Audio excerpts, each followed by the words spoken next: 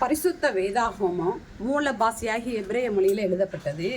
எபிரேய மொழியில் மொத்தம் 22 எழுத்துக்கள் உள்ளது. இந்த 22 எழுத்துக்களில் என்னென்ன ரகசியங்களை கர்த்தர் வச்சிருக்கிறாரு அப்படின்னு சொல்கிறது தான் நம்ம பார்க்க போகிறோம். முதல் 150 சங்கீதங்களை அடங்கிய அந்த சங்கீத புஸ்தகத்தில் பார்க்குறோம். 119வது சங்கீதத்தில் ஒரு 22 எபிரேய எழுத்துக்களுடைய தலைப்பின் கீழே அந்த 8 வசனமாக 22 பகுதிகளாக சங்கீதம் 119 எழுதப்பட்டிருக்குன்னு வாசிக்கிறோம். நம்ம கிறிஸ்தவ வாழ்வை எதுலேருந்து வருதுன்னா ரட்சிப்பிலேருந்து துவங்குகிறது.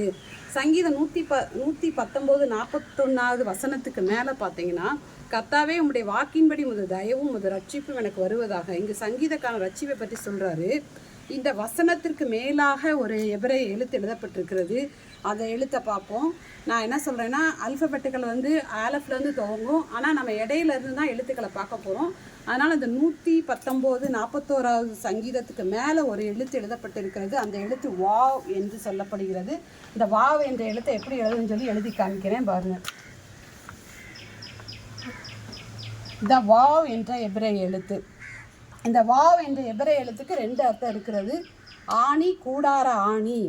ஏன்னா அந்த ஆணியின் மூலமாக தான் நம்ம ரட்சிப்பு கிடைக்கிறது. ஏன்னா எகோஷுவானா ஏசுன்னு அர்த்தம். ஏசு சிலுவையில் கைகளால் ஆணிகளால் அடிக்கப்பட்டார். அந்த ஆணிகளால் அடிக்கப்பட்ட அந்த எகோஷுவாவை பார்க்கும்போது தான் ரட்சிப்பு வருகிறதுன்னு நம்ம பார்க்குறோம். அதனால் அப்போஸ்தலர் 4:12 பார்க்குறோம். அவராலே அன்றி வேறொருவரால் ரட்சிப்பு இல்லை. நாம் ரட்சிக்கப்படும்படிக்கு வானத்தின் கீழங்கும் மனுஷர்களுக்குள்ளே அவருடைய நாமமே அல்லாமல் வேறொரு நாமம் கட்டளையிடப்படவில்லை என்றான்னு சொல்லி பார்க்குறோம். இந்த சங்கீதம் 119 1க்கு மேலே ஒரு எழுத்து இருக்கும். அது பேர் ஆலஃப்னு பேர். இந்த ஆலஃப் எப்படி எழுதுகிறோன்னு சொன்னால், இப்படி ஒரு ஹொரிசான்டிக்கலாக இப்படி ஒரு போட்டு இது மேலே ஒரு யோடும் கீழே ஒரு யோடும் போடும்.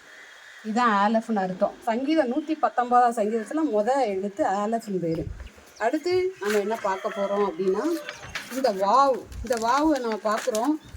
இந்த எபிரேய மொழியில் ஆலஃபும் தவ்வுமாக இருக்கிறார். அப்போ ஆலஃப் முதல் எழுத்து, தவ் கடைசி எழுத்து. இந்த தவ் எப்படி போடணும் அப்படின்னா, இது போட்டு இதுதான் தாவ்.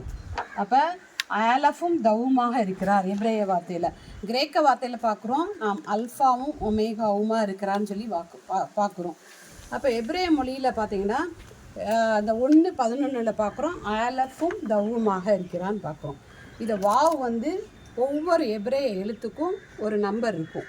இந்த வாவ் என்ற எபிரேய எழுத்தோட நம்பர் 6. இதோட பொருள் பார்த்திங்கன்னா ஆணி, கூடாராணி. இந்த கூடாராணி நம்ம எங்கே பார்க்குறோம் அப்படின்னா, சிசராவை விரட்டி வரும்பொழுது அவன் கூடார ஆணினால் யாகேல் என்ன செய்கிறான், அவன் நெத்தியில் அடிக்கிறான்னு பார்க்குறோம்.